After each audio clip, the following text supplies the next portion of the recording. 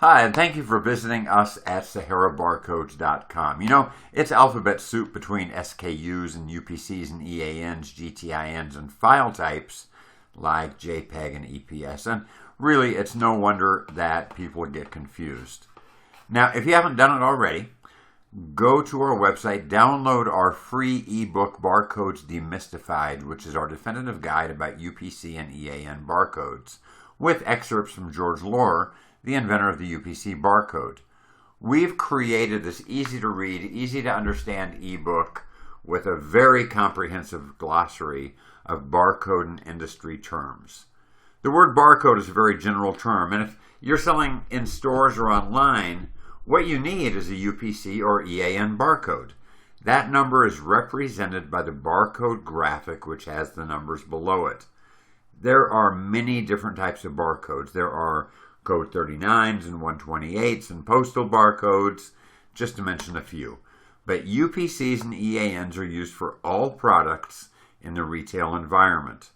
Now, unless you're selling books, pharmaceuticals, or variable weight products like fruits and vegetables, UPCs and EANs from us should work perfectly. UPCs and EANs are originally sourced from the GS1, and the GS1 is a business. It's not a government agency.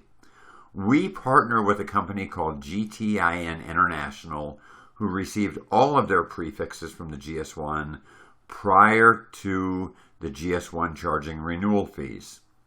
In the United States, before 2002, there were no constraints in regards to subdividing or selling barcodes from those prefixes.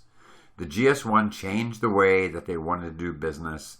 They got sued, and this was part of a class action lawsuit in the state of Washington in the U.S. And all of the prefixes prior to August of 2002 were grandfathered. This allowed GTIN International and us to do what we do. Since these prefixes originate from the United States, all of these EAN numbers will begin with 0, but these should work perfectly for all of your barcoding needs. Part of that class action lawsuit was that we don't pay renewal fees, and this is good for you, since neither do you. These EAN and UPCs never expire, and they're good forever. So, GTIN stands for Global Trade Identification Number, and all of these GTIN numbers are part of a family. There are 3 main types of barcodes for retail. The GTIN 12, which is a UPC. This is the one that's used on retail products in the US and Canada. The GTIN 13 is an EAN. Now, this used to be called a European article number, but with the expansion into other countries, it's now an international article number, and these are used outside of the US and Canada. Basically, the rest of the world. When you purchase from Sahara Barcodes, we provide both a UPC and an EAN. Then there's the GTIN 14, and some large retailers require what's called a carton barcode. And this is what you would print or affix to your master carton. If you need these, let us know. We can help you. An SKU or SKU is also known as a stock keeping unit. These are the products that are inventoried by you or a store. So if you go into a big department store and you see all of those items that they have, each and every one of those items is a SKU. Again, stock keeping unit.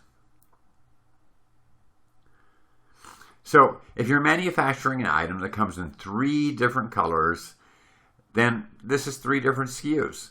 A SKU number would be your part number for that item. So let's talk about how a barcode works. You have a product that currently has no barcode on it. Maybe you manufacture this yourself, or you use a contract manufacturing company, or you buy it from a supplier. This SKU is going to need a UPC or EAN barcode. The barcode is used to convey pricing to the electronic cash registers in stores, and they're also used to manage inventory. You're going to need a barcode for each product or variation of a product that you're going to sell. Every variation of a product is a different product or SKU. So again, if you have an item that's available in 4 colors, 5 sizes. This is 4 times 5. 4 times 5 is 20. You're going to need 20 barcodes, one for each variation. Getting barcodes from Sahara Barcodes is fast. Once you place your order and pay for it, you will be taken to a screen where you can download all of your barcodes, all of your GTINs, and support documents. You're also going to get an automated email with a link to that very same page where you can download everything at your leisure. If you are planning on selling in the stores like Mass Market, you may need to go directly to the GS1, as they require that you have your very own prefix. But the average retailer, hey, we're a perfect solution. When you order from Sahara Barcodes, we provide unique, never used before EANs and UPCs. We give you 2 different graphic types for each number, a certificate of authenticity, and a spreadsheet of all of the numbers. Plus, we have this really great support and resource guide. We'll also give you phone and email support. The file types are EPS. Now, this stands for Encapsulated PostScript, and we also provide a JPEG. Now, the EPS files are really used for high-end graphic design programs like Adobe InDesign, Illustrator, CorelDRAW, Photoshop, and the JPEG can be used with everything else, even Microsoft Word or Excel. Really, any program you're using. We supply these graphics at 1.5 inches wide by 0.8 inches tall, and we recommend that you use these at the sizes provided. However, if you need to, you can safely reduce these by 20%. And if you need to reduce them any further, what the heck? Go ahead and do that, but make sure that you scan those with a barcode scanner to make sure that they're working for you. When it comes to getting your UPC and EAN barcodes, there are 2 scenarios. You either planned ahead and you're going to use the barcode graphic as part of your packaging design, or you didn't plan ahead and now you need to create labels. You already have your packaging printed and you need the barcode after the fact. In this case, you're going to take the barcode image, create labels, and affix these labels with the barcode onto your existing packaging. So once you have the UPC or EAN and you have the barcode on the product, you're ready to get the product into retail stores. Smaller retailers are very informal when it comes to what they need, and most large retailers have what's called a vendor compliance program. And they're going to let you know exactly what information they need. So really, don't be too concerned about this. Either way, you're going to be supplying them with a list of your items, your item name, description, part number, UPC, and EAN, barcode, and so on. What they're going to do is they're going to enter all of this information that you give them into their database. Now, this database is what is pretty much the brains behind a point of sale system or electronic cash register system. All of this stuff is done at store level because there's really no accurate and no complete database for products nationwide or worldwide, because if there was, that database would be huge.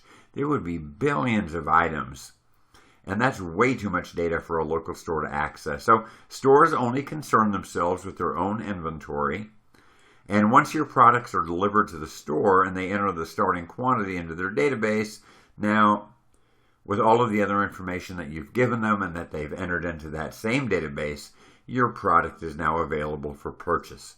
So all of that stuff is in the database, the back end of the point of sale system. The customer comes in, they are shopping for items, they pick up your item, they head to the check stand where that barcode scanner scans the barcode.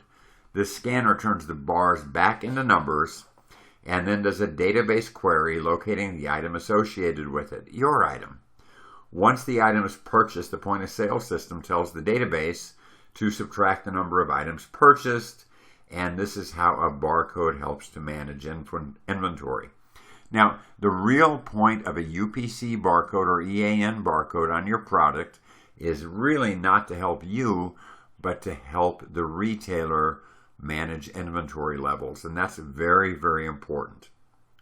It's also important to us that our customers make an informed and educated decision as to whether buying from us or going to the GS1 is right for them.